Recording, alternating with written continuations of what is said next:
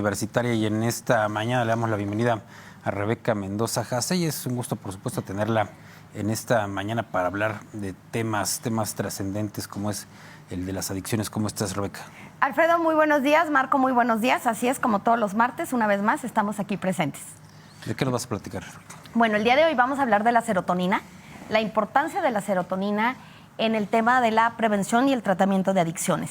La serotonina es un neurotransmisor y es fundamental en la vida de todos los seres humanos porque tenemos en nuestro cerebro alrededor de 40 millones de, estamos hablando, células cerebrales, en donde la serotonina es clave para el funcionamiento de estas células cerebrales. La serotonina tiene que ver principalmente en el estado de ánimo de las personas, tiene que ver en el tema del sueño, en el tema también de la regulación de la temperatura corporal, en lo que es la ansiedad, la depresión. Parece increíble, pero incluso en los comportamientos sociales. Tiene que ver también en temas cardiovasculares, en algunos elementos del sistema endocrino y, ¿por qué no decirlo?, inclusive en los temas musculares. Entonces, el tener serotonina, es decir, el tener los niveles adecuados de serotonina en nuestro cerebro, pues obviamente es clave para este buen funcionamiento cognitivo. Cuando hay escasez de serotonina, cuando no hay los sitios suficientes de receptores para recibir la serotonina, cuando la serotonina es incapaz, hay incapacidad de llegar a estos receptores de recompensa, o bien, ¿por qué no decirlo?, cuando falta el triptófano, que es un aminoácido esencial que sintetiza la serotonina. Cuando sucede cualquiera de estos supuestos, de ahí que las personas tengan ansiedad, depresión, trastorno obsesivo-compulsivo, el pánico e inclusive el exceso de ira. Cuando una persona está excesivamente molesta, cuando se irrita fácilmente, aguas porque es un foco rojo de que los niveles de serotonina no están adecuados. Normalmente la gran mayoría se aterriza en el tema de la depresión o la ansiedad, pero la realidad es que hay más focos rojos en nuestro actuar, en nuestras conductas, en nuestro comportamiento, que nos indican la falta de este neurotransmisor. ¿Y por qué la importancia de la serotonina? Bueno, porque está comprobado que cuando estos niveles no están adecuados en nuestro cerebro, de ahí que tendamos a hacer foco rojo en cualquier momento de nuestra vida para engancharnos al consumo de una sustancia, llámese tabaco, alcohol o drogas ilegales, ¿por qué no decirlo?, volvernos dependientes a una actividad o volvernos dependientes a las personas, la famosa codependencia que también hemos hablado que es una adicción. ¿Cómo saber cuando traemos problemas con nuestros niveles de serotonina? Esto creo que es importantísimo conocerlo. De entrada, bueno, cuando hay constantes enfados en la persona. Cuando hay constantes enfados en la persona, es un foco rojo de que los niveles de serotonina obviamente no están correctos. El constante deseo de comer carbohidratos también es un foco rojo de que los niveles de serotonina no son adecuados. El padecer atracones, es decir, de comida, el de repente comer que hasta da miedo. Cuando se padece insomnio, cuando se padece obviamente la ansiedad, la depresión. Algo bien interesante, el estreñimiento, aguas, porque aquí la gran mayoría de las personas en México padece de estreñimiento. Entonces, el padecer de estreñimiento también puede ser un foco rojo de que los niveles de serotonina no son los adecuados.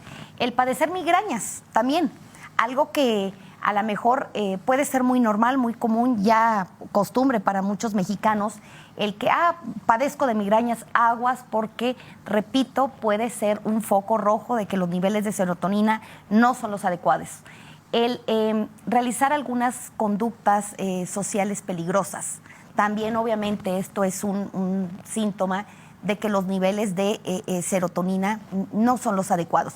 En Estados Unidos llama mucho la atención, de acuerdo a los estudios, a la evidencia científica, el 70% de la población no tiene los niveles adecuados de serotonina. De ahí la explicación de por qué tanta violencia, ¿Por qué tantas conductas sociales peligrosas? ¿Por qué tanta ansiedad? ¿Por qué tanta depresión? ¿Por qué el fentanilo ocupa el primer lugar en consumo en los Estados Unidos? Y así puedo seguir argumentando y mencionando la problemática de la importancia de qué pasa cuando los niveles de serotonina no son los adecuados. En México pues no hay evidencia, no hay estudios de cuánto se cree o cuánto sabemos de cómo están los niveles de serotonina de los seres humanos, pero pues obviamente, tenemos el ejemplo que si en Estados Unidos el 70% de la población padece de los niveles adecuados o correctos de serotonina, pues de ahí explicamos muchas conductas antisociales, muchos comportamientos, mucha violencia. Y de aquí la importancia no solo de acudir con un psiquiatra en su momento, sino también acudir con un neurólogo. El neurólogo es clave para hacer una encefalografía. Y con una encefalografía podemos obviamente conocer cómo están los niveles de serotonina, y no solo de serotonina, sino cómo está el tema de las enfermedades en nuestro cerebro. El psiquiatra va a ver siempre el tema de las conductas, el comportamiento. El neurólogo va a ver el tema de las patologías, de las enfermedades del cerebro. Lo ideal, pues obviamente, es siempre acudir con un neuropsiquiatra. Pero no es común, no es de salir y me encuentro rápido a un neuropsiquiatra, y además, lamentablemente, ¿cuánto cuesta la consulta de un neuropsiquiatra? Mi equipo y una servidora hacemos mucho hincapié con los pacientes, con las familias, que cuando el paciente no logra una abstinencia o no logra la reducción del daño, es decir, la disminución en el consumo de sustancias, o por qué no decirlo, recaída tras recaída, yo desde un inicio de la asesoría, la orientación, he sugerido una encefalografía. ¿Por qué la encefalografía? Pues para descartar patologías en el cerebro y obviamente conocer cómo están los niveles de neurotransmisores en nuestro cerebro. ¿Por qué razón? De ahí la explicación de por qué a veces, no siempre, pero por qué a veces los pacientes no logran una correcta, una adecuada rehabilitación. Una pregunta muy constante que me hacen es, oiga, ¿cuánto es lo normal que uno recaiga? Bueno, la evidencia científica dice que efectivamente es normal que los pacientes recaigan, pero no dice cuántas veces. En una opinión muy personal, yo considero que hasta 3 recaídas es lo loable.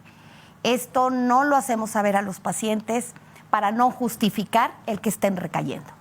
Y bueno, la reflexión es hacer ejercicio y tener una buena alimentación. Lo ideal es acudir con un nutriólogo y llevar una dieta sana, una dieta donde predomine el triptófano. Este lo encontramos en alimentos que están en el huevo, en el salmón, en el queso, en las nueces, en la piña.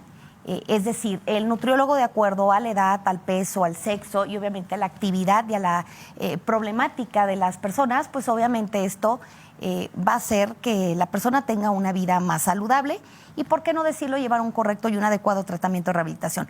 Por último, y así de rápido, felicidades, mañana es tu cumpleaños, Marco. Muchas gracias. Traje un pequeño presente para que lo compartas con el equipo.